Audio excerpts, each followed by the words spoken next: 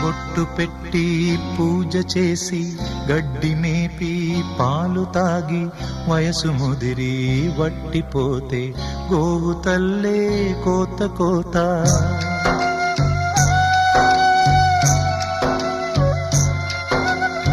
బొట్టు పెట్టి పూజ చేసి గడ్డి మేపి పాలు తాగి వయసు ముదిరి వట్టిపోతే గోవు తల్లే కోత కోత.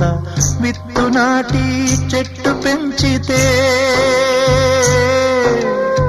చెట్టు పెరిగి పళ్ళు పంచితే తిన్న తీపి మరిచిపోయి చెట్టు కొట్టి కట్టెలమ్మితే లోకమా ఇది న్యాయమా? లోకమా